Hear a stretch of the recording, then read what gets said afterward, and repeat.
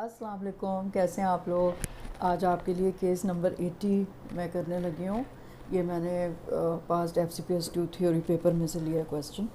उसमें उन्होंने पूछा है a 40-year-old woman presented with 4 months history of progressive dyspnoea. She gives history of chest pain precipitated by exercise for last 2 months with poor response to nitrates, beta blockers and calcium antagonist. She developed ankle edema for the last 1 month, for which she was started on furosemide.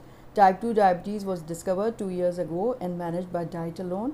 She was taking some tablet for weight reduction for the last 1 year. Her investigation revealed hemoglobin of 13 gram per deciliter, hematocrit 50%, MCV 102 femtoliters, WBC 7.4 per cubic millimeter, platelets 1,90,000 per cubic millimeter, sodium 138 millimole per liter, potassium 4.6, urea 62, creatinine 132 micromole per liter, bilirubin 32 millimole, AST 24, ALT 20, albumin 40, globulin 28 grams per liter. Question उन्होंने पूछे हैं what is the most likely diagnosis, number 2 what other investigations are required, number 3 what are the treatment options.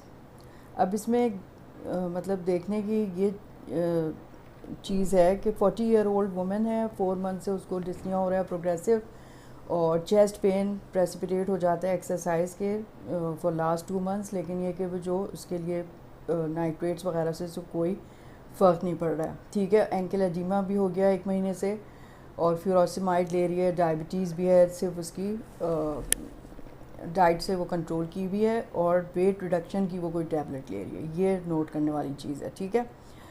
और अब questions में what is the most likely diagnosis, तो the case is pointing away from the typical coronary artery disease and toward a drug induced pulmonary vascular problem, क्योंकि वो मतलब ये कि weight reduction की ड्रग ले रही है, तो शायद उस वजह से उसको मतलब मोस्ट लाइकली है। Most likely diagnosis and the key clues are progressive dyspnoea, chest pain on exertion not responding to anti-anginal drugs, development of ankle edema indicating right heart failure। मतलब इसको जो है ना पल्मोनरी हाइपरटेंशन हो रहा है, ठीक है। अच्छा, पल्मोनरी हाइपरटेंशन में ये होता है कि उसकी चूँकि डायग्नोसिस जब तक आप सस्पेक्ट ना करें डिफ़िकल्ट होती है, एक सेपरेट एंटिटी उसको समझा ही नहीं जाता। उसको ये समझते हैं कि जो बैकग्राउंड में डिजीज़ हो रही हैं उनकी वजह से वो हो गई। तो अब जो नई गाइडलाइंस हैं उसमें पल्मोनरी हाइपरटेंशन का जो प्रेशर है, पहले मोर देन 25 या equal to 25 millimetre of mercury अगर पल्मोनरी आर्टीरियल प्रेशर होता था उसको कहते थे पल्मोनरी हाइपरटेंशन। और जो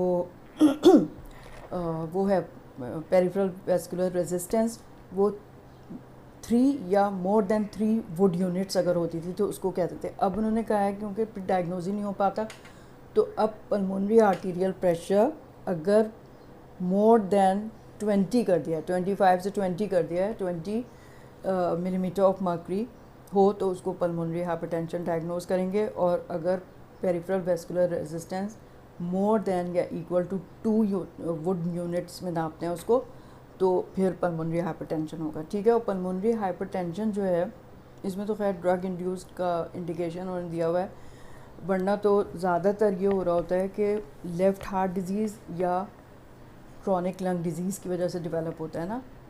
राइट वेंट्रिकुलर आफ्टर लोड बढ़ जाता है, राइट वेंट्रिकुलर वर्क लोड बढ़ जाता है, उसकी वजह से फिर राइट वेंट्रिकुलर फेलियर होने लगता है। अगर वो पल्मोनरी डिजीज़ की वजह से हो रहा है तो हम उसे कोर पल्मोनेल कहते हैं।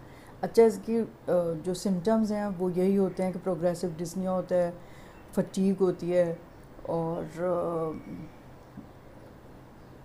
फटीग या सिंकपी प्री सिंकपी भी हो सकती है। और फिर जब बहुत ज़्यादा after load work load right ventricular failure जब होने लगता है तो फिर आपको वो मिलने लगेंगे, यानी एंकल एडिमा मिल जाएगा, ये सारी चीज़ें, और ये जुगुलर वीनस डिस्टेंशन, ये सब मिल जाएगी आपको, ठीक है।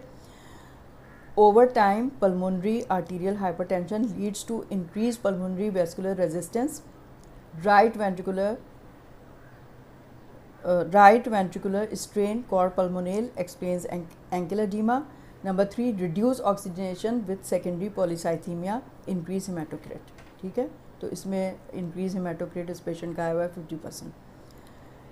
अब दूसरा सवाल है इन्वेस्टिगेशन रिक्वायर्ड. अच्छा, एक और चीज़ मैं बता दूँ कि पल्मोनरी हाइपरटेंशन होता किस लिए है कि मतलब उसकी जो हेट्रोजीनस डिजीज़ इसको कहा जाता है कि पल्मोनरी आर्टीरियल जो पूरा वेस्कुलेचर है उसकी रीमॉडलिंग हो जाती है. किस तरह के एपोप्टोसिस जो है वो इनहिबिट हो जाती है और सेल्स की प्रोलिफरेशन होने लगती है, डिसरेगुलेटेड मेटाबॉलिज्म होता है, ऑक्सीजन रेडिकल की इंजरी होती है. तो उसमें जो सेल की प्रोलिफरेशन है वो पल्मोनरी आर्टरी के एंडोथीलियल सेल्स हो गए और जो है पेरीसाइट्स हो गए और इसके अलावा जो है इंटरस्टिशियल फाइब्रोब्लास्ट, इन सब की प्रोलिफरेशन होती है. ठीक है, तो उसकी वजह से थिकेंड हो जाती हैं, नॉन कंप्लाइंट हो जाती हैं वेसल, पल्मोनरी वेसल्स, और इंक्रीज्ड हो जाता है pulmonary arterial pressure plus vascular resistance बढ़ जाती है. ठीक है, और सिर्फ ये आर्टरी तक नहीं रहता बल्कि जो प्री कैपिलरी इंटरस्टिशियल टिश्यू है ना उसमें भी जो है प्रोलिफरेशन ऑफ कोलेजन, इंटीग्रिन और बहुत सारी जो इस तरह की प्रोटीन्स है ना वो उसको फिर नॉन कंप्लाइंट कर देती हैं उससे. तो मतलब molecular level plus genetic level भी है इसका, जिसकी वजह से ये सारा इंटरप्ले की वजह से पल्मोनरी हाइपरटेंशन फिर हो जाता है. ठीक है, तो मतलब कौन कौन सी कॉजेज़ हो गई, यानी एक लेफ्ट हार्ट डिजीज़ अगर है तो, या क्रॉनिक लंग डिजीज़ है तो हो जाएगा, या फिर पल्मोनरी एम्बोलिज्म का जो है वो लेट कॉम्प्लिकेशन उसकी वजह से हो जाएगा, या थ्रोम्बोएम्बोलिक डिजीज़ अगर पल्मोनरी वेस्कुलेचर में हो गई है तो उस वजह से फिर वेजोकंस्ट्रिक्शन भी होगी. ठीक है, हाइपोक्सिया की वजह से. और बहुत सारी ऐसी हीमेटोलॉजिक और माइलोप्रोलिफरेटिव डिसऑर्डर्स या सिस्टमिक डिजीज़ के साथ भी ये कॉम्प्लिकेशन पल्मोनरी आर्टीरियल हाइपरटेंशन की होती है. या फिर एशियन कंट्रीज़ में जैसे रूमेटिक हार्ट डिजीज़ है तो उसकी वजह से भी हो सकता है. और कितनी वजह से होता है, क्रॉनिक लंग डिजीज़ मैंने बता दिया, कॉन्जेनाइटल हार्ट डिजीज़, इन सब की वजह से हो सकता है. ठीक है, तो इन्वेस्टिगेशन क्या करेंगे? To confirm pulmonary arterial hypertension, to assess severity, initial non invasive test होते हैं. पहले एकोकार्डियोग्राम, डॉपलर करा के देख लें. To estimate pulmonary artery pressure more than 20 जो है अब माना जाता है कि उसमें आप डायग्नोज कर लेंगे. Right ventricular size and function. Number 2, ECG shows right ventricular hypertrophy, right axis deviation. Number 3, chest X-ray shows enlarged pulmonary artery and right heart enlargement. ठीक है. B, confirmatory test, gold standard जो होता है वो right heart catheterization confirms elevated pulmonary arterial pressure. Differentiate pre-capillary versus post-capillary causes. ये भी इससे differentiate हो जाएंगे. और दूसरा जो है CT पल्मोनरी एंजियोग्राफी या VQ scan to rule out chronic thromboembolism. ठीक है, यानी कि perfusion and ventilation perfusion scan करा के देख लें क्रॉनिक थ्रोम्बोएम्बोलिज्म को एक्सक्लूड करने के लिए. ABGs to assess hypoxaemia, sleep study suspicion of sleep apnoea. Number 5, auto immune screen ANA to rule out connective tissue disease. Connective tissue disease में जिनमें हो सकता है उसमें जो है वो SLE है और रूमेटॉइड आर्थराइटिस है. ठीक है, इन सब में ये हो सकता है. ट्रीटमेंट ऑप्शंस अब पूछे हैं तो remove the cause, immediate cessation of weight loss drug, amphetamine वगैरह से हो रहा होता है तो वो क्रिटिकल स्टेप है कि आप वेट लॉस की ड्रग्स बंद कर देंगे. नंबर 2, जनरलाइज सपोर्टिव थेरेपी देंगे, oxygen for hypoxia, diuretics for oedema, right heart failure, anticoagulation selected patients अगर एम्बोलिज्म या मतलब ये कि पल्मोनरी एम्बोलिज्म या थ्रोम्बोएम्बोलिक डिजीज़ है तो फिर देंगे. Number 3, specific pulmonary arterial hypertension की जो थेरेपी है depending on severity and vasoreactivity. Number 1 है calcium channel blockers only if vasoreactivity is positive on testing. Number 2, endothelin receptor antagonist, for example bosentan. Number 3, phosphodiesterase 5 inhibitors, for example sildenafil.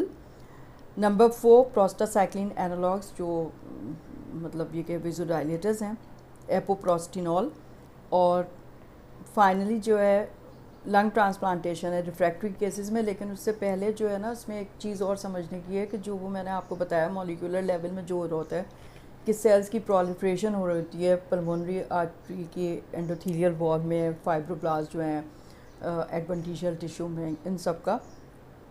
तो उसमें क्या होता है कि genetic basis पे जो tyrosine kinase है यानी जेनस काइनेज 2 वो बहुत ज़्यादा एक्टिवेट हो जाता है। तो अब उसकी जे के जिसे कहते हैं ना जेनस काइनेज 2 इनहिबिटर भी जो है वो इस्तेमाल किया जाता है। उसका नाम है क्या है मुझे याद नहीं आ रहा, इसमें लिखा है कि नहीं। अच्छा, उसमें एक ड्रग है, उसका नाम मेरे जहन से निकल गया, रलॉक्सिटिनिब है शायद, ठीक है। तो वो भी जो है आप दे सकते हैं उसको, टायरोसिन काइनेज उसको इनहिबिट करने के लिए। तो फिर उसके बाद फाइनली लंग ट्रांसप्लांटेशन इन रिफ्रैक्टरी केसेस।